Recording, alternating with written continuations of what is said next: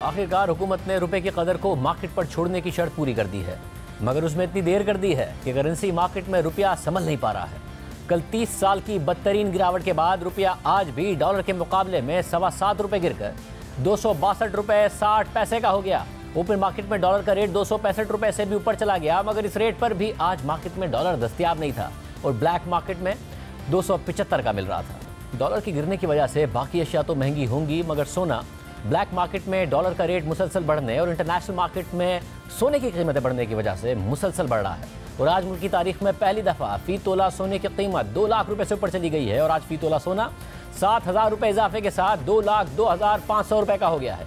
एक लंबा अरसा डॉलर की कदर मसनूई तौर पर नीचे रखने की वजह से तरसीलात ज़र और बरामदात मुसलसल गिर रही थी। अब देखना होगा कि वापस ऑफिशियल चैनल से तरसीलात ज़र और बरामदात में फौरी इजाफा होगा या इसमें वक्त लगेगा। IMF का वफ़द 31 जनवरी से 9 फरवरी तक पाकिस्तान आ रहा है। ज़र मुबादला के ज़खायर गुज़िश्ता हफ्ते 3.7 अरब डॉलर्स पर आ गए हैं और IMF प्रोग्राम इंतहाई ज़रूरी है, क्योंकि वज़ीर ख़जाना इसहाक डार और वज़ीर आज़म शहबाज शरीफ की पॉलिसियों और देर से फैसलों की वजह से एक तरफ तरसीलात ज़र और बरामदात गिरी तो दूसरी तरफ मुत्तहिदा अरब अमारात और चीन के कमर्शियल बैंक्स ने अपने कर्जे रोल ओवर करने से इनकार कर दिया और पाकिस्तान को कर्जा वापस करना पड़ गया और ज़र मुबादला के ज़खायर मुसलसल गिरते चले गए। IMF प्रोग्राम की बहाली के बाद उम्मीद है कि सऊदी अरब, मुत्तहिदा अरब अमारात और कतर से सरमायाकारी और इजाफी डिपॉजिट्स की राह हमवार होगी। चीनी बैंक से भी इजाफी डिपॉजिट्स मिल जाएंगे और आज वज़ीर ख़जाना इसहाक डार ने कहा है कि पाकिस्तान की तरक्की और खुशहाली अल्लाह के ज़िम्मे।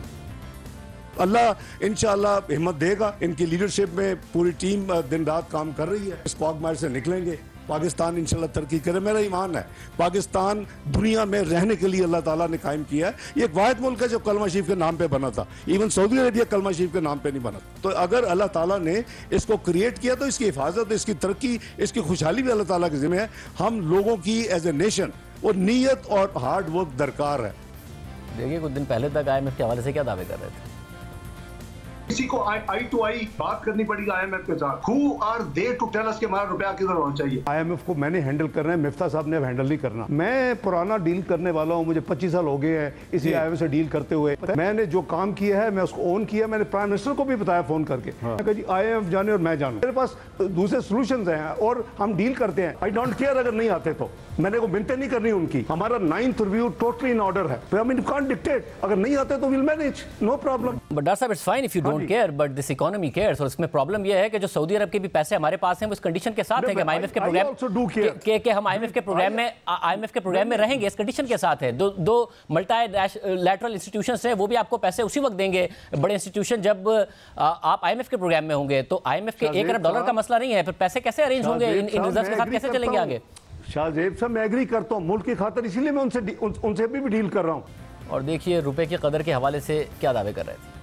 एक बहुत आर्टिफिशियल रेट है। इसकी जो ट्रू वैल्यू है ये 160-70 से ज्यादा नहीं है। ना डॉलर ऊपर जाएगा और ना रुपया नीचे आएगा। स्पेकुलेटिव एंगल को निकालना है और फिर जो ये कहते हैं जी ये मार्केट बेस्ड, मैं उसका हमेशा से खिलाफ हूं। इस वक्त जो वैल्यू है वो इसकी रियल इफेक्टिव एक्सचेंज रेट नहीं है। मैंने सब कैलकुलेशंस की हुई है। इसकी रियल वैल्यू 200 से नीचे, इसमें स्पेकुलेटिव एंगल बहुत ज्यादा है। तक का फिर आपका टारगेट है कि ये 200 रुपए से नीचे आ जाएगा without intervention? I think it will be matter of days, दिनों की बात है, हफ्तों की बात नहीं है। हमारे एक्सटर्नल सेक्टर के मसाइल हैं, आपको नहीं लगता टेम्पररी है जो भी हो रहा है? अगर आपके फील गुड फैक्टर की वजह से हो रहा है तब भी टेम्पररी हो रहा है।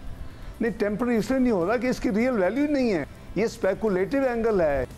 और अब वज़ीर आज़म शहबाज शरीफ ने आज कहा है कि IMF से मुआहदा हो जाएगा और उसके बाद कर्ज देने वाले दीगर इदारे भी ताउन करेंगे। इंशाअल्लाह IMF से इसी महीने में मुझे पूरी उम्मीद है कि मुआहदा हो जाएगा और ये मुश्किलात से हम बाहर निकल आएंगे। फिर मल्टीलेटरल और बायलेटरल भी जो इदारे हैं वो हमारे साथ चलेंगे।